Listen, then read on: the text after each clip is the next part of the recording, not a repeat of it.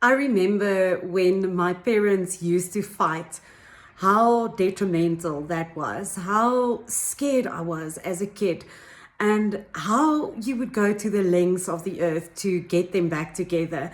And it's interesting to think that no matter how much a child actually knows and how intelligent they internally are to know that the parents aren't good for each other, they still have this longing desire for their parents to be together, and how much a kid just wants to see their parents together. So thinking about how important relationships are for us and what a big influence this has on our lives. The image of love that we first form because of our parents goes with us no matter where we are, at what age, and we pull that into the types of relationships we have.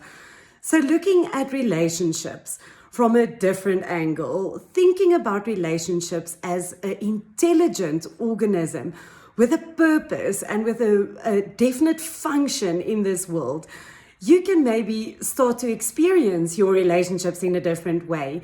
So first of all, to know that relationships is an intelligent organism. It's got a intelligent purpose and an end in mind, a telos, a reason why it exists. And the reason for that is your survival, firstly. So as a kid, we only survive because we are in relationships. So to look at this in a different way, if you think in terms of a seed cannot exist just by itself. It exists because it's planted in soil, it gets exposed to sunlight, and it gets water. Because of the relationship this seed is in, that's why it exists. And that's the same for us as humans. We exist because we are in relationships. So as we remember from COVID, how many people actually suffered more because they were secluded and in solitude and they miss other people and there's no socializing. Thinking about how many people really suffer mostly, have depression mostly because of loneliness. And that is because of our first instinctual human makeup, because we need to be in relationships. We need relationships to exist.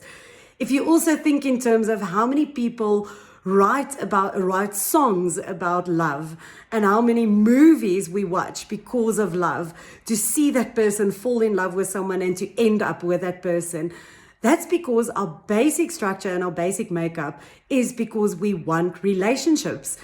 And no matter how much success you have in life, at the end, everybody wants to be witnessed. You want someone on the other side. Doesn't matter what form that relationship take on and what expression that is, but every one of us wants someone to witness us and to show to us that we are alive and what I'm doing matter. I believe it was Oprah that said, actually after Beyonce attended one of her shows, and she asked, how was it? Did the people like it? Did I matter? And after that, Oprah said, after interviewing so many people, and some wealthy people, some successful people, some influential people, every single one of them walked off the stage and asked her, did the people get what I say? Did I matter? Did it really mean something to people? And that's why as humans, we can have everything materialistic in the world, but if we don't have someone to share that with, life doesn't make sense. Life feels empty. And with this in mind, thinking that relationships exist so that we can exist. Everything is relationship. Everything is relational and exists because it is in relationship to something. And there's an intelligence behind it to guide you into that life, and not just only a life, but a full life. If you look at relationships in this point of view, what does your life look like then if you realize that relationships has a key component in your life and it's a core for your existence? So in essence, I would love to leave you today to think about your existence from a point of view because you are in relationship and how necessary it is for your survival.